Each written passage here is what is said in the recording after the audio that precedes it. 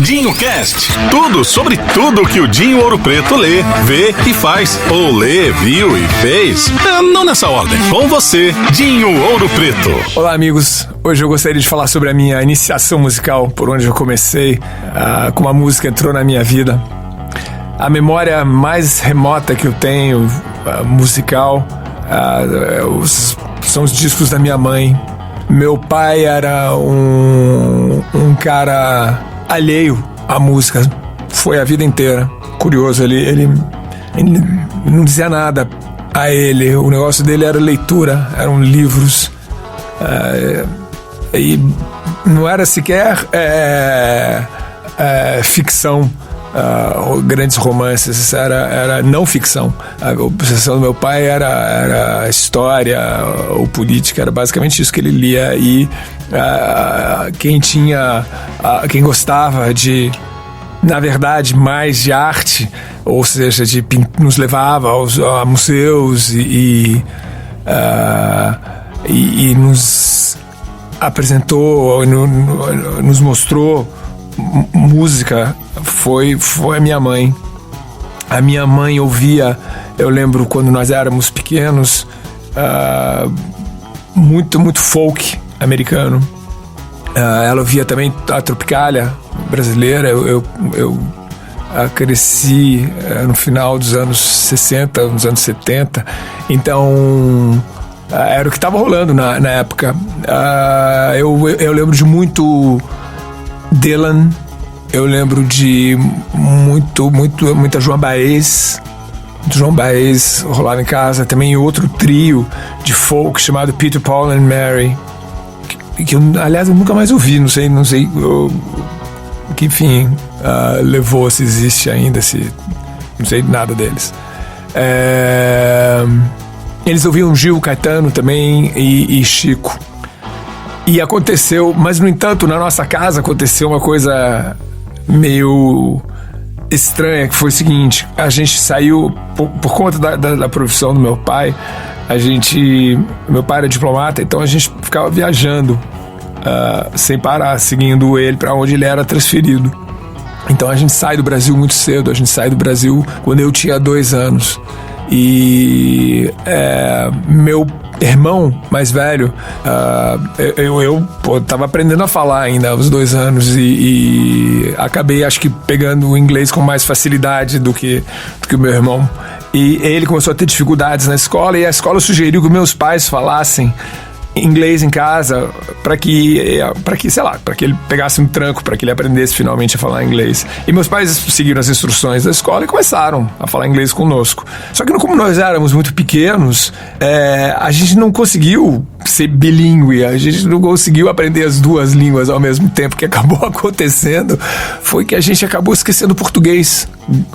Eu imagino que tenha sido um processo gradual, não sei, eu era muito pequeno, não me lembro como aconteceu, mas eu sei que em determinado momento a gente começa a falar inglês em casa, e o português evapora, e a gente fica um tempão fora do Brasil de uma vez. A gente fica 7 anos de uma vez só. Então eu saio do Brasil, mais de 7 anos até. Eu saio do Brasil com 2, eu vou voltar pro Brasil só quase com 10 anos. E nesse período, o inglês passa a ser a nossa língua. Eu vou aprender a falar português de novo quando eu volto pro Brasil, aos 10 anos.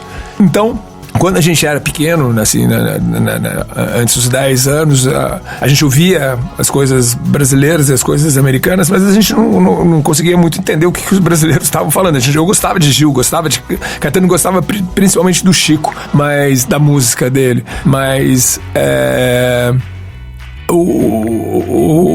os gringos, né, o folk americano, falava pro nosso coração. A gente entendia o que estava sendo dito e a gente adorava as letras, a gente adorava o que os caras estavam dizendo, mesmo pequenininhos. E era um momento de... É legal, talvez, contextualizar a coisa. Era um momento onde o mundo parecia estar sendo virado ao avesso. Tinha acontecido o Woodstock, tinha acontecido maio de 68 na França, a juventude estava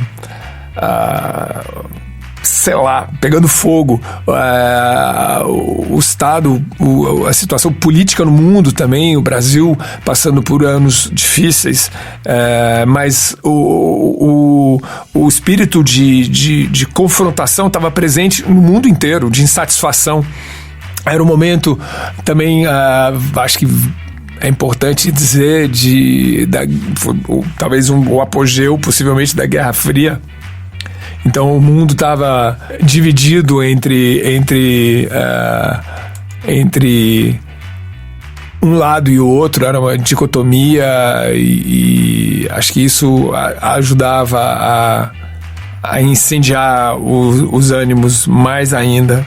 Enfim, foi um momento de político delicado para o Brasil e para o mundo. E acho que isso, de algum modo, isso transbordou para a música também, de algum modo. Acho que a música a arte é uma caixa de ressonância. Acho que capta o espírito de uma era, e a era de contestação, a era de confrontar a autoridade, aqui e fora daqui, em qualquer lugar. E estava muito presente na música, presente nas letras do Bob Dylan, presente nas letras da Joan Baez e do Chico Caetano também. Mas nós nos relacionávamos mais com a música principalmente, no meu caso pessoal, principalmente do Bob Dylan. Eu adorava as músicas do Dylan e até hoje ouço. E é curioso como as coisas que eu ouvia quando eu era muito pequeno, o tempo foi passando e eu continuo gostando. Até hoje eu ouço as coisas que eu ouvia na minha primeira infância e depois no começo da minha adolescência. É espantoso como muitas das coisas que me chamavam a atenção e que moviam o meu coração e que eu sentia um elo emocional grande com esses artistas. E hoje, passadas décadas, eu continuo sentindo a música tem um poder muito forte em mim, a capacidade de me emocionar profundamente, e me emocionava então e me emociona agora. A gente volta para o Brasil meados dos anos 70. Como eu disse antes, eu acabo aprendendo, a gente se muda para Brasília, eu aprendo a falar português, porque eu desço para jogar bola, desço para andar de skate, e eu conheço a galera da Superquadra onde eu morava. Acontece que Brasília funcionava mais ou menos assim. Brasília não sei como é que é hoje, se ainda continua sendo, mas na época o plano do Lúcio Costa era que cada parte do funcionalismo público brasileiro fosse morar em uma determinada quadra. Então, a ideia era que os militares fossem vir a morar numa quadra, que os funcionários do Banco do Brasil fossem morar em outra, e assim por diante, os diplomatas numa terceira. E assim seria a divisão do plano original, do plano piloto de Brasília. Então, os filhos diplomatas todos foram morar nessa quadra. No caso, era 104 Sul. Eu fui morar na 105 Sul, eu não sei porquê, numa quadra ao lado, mas eu atravessava, tinha um terreno baldio. Naquela época a Brasília estava inacabada ainda. Então várias das quadras ainda eram cerrado, eram a vegetação original do centro-oeste brasileiro. Ainda estava no meio da cidade. Ainda tinham muitas quadras ainda a serem feitas, principalmente na Asa Norte, mas entre as quadras tinha muito das árvores e do mato, do cerrado do centro-oeste.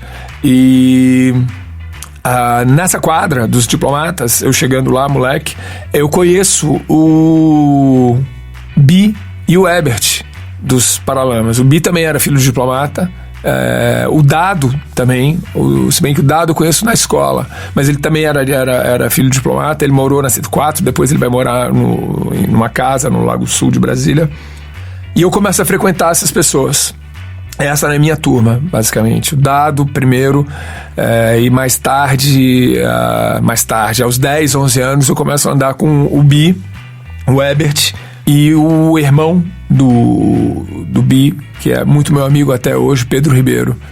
E O Bi e o Herbert, como eles eram um pouco mais velhos do que nós, eles havia, digamos, uma espécie de relação de quase subserviência da nossa parte em relação a eles, assim.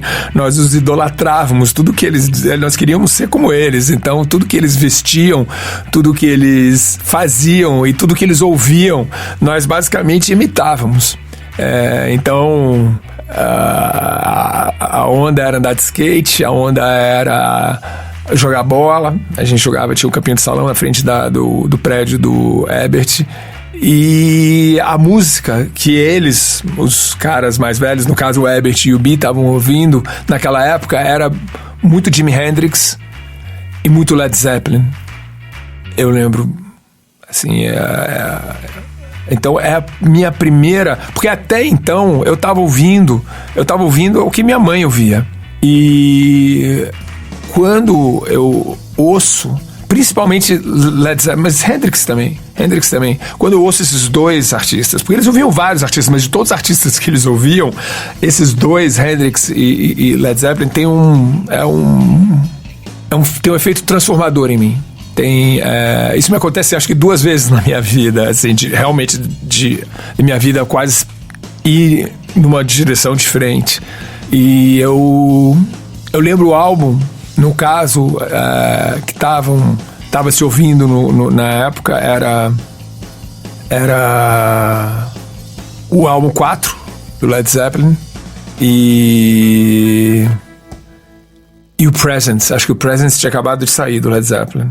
O Hendrix, acho que basicamente o Hendrix já tinha morrido há alguns anos, então a gente ouvia tudo, mas o Led Zeppelin ainda estava lançando discos. Então eu acho que o Presence, por exemplo, tinha saído ali fazia pouco tempo. E o Led Zeppelin vira pra mim uma obsessão.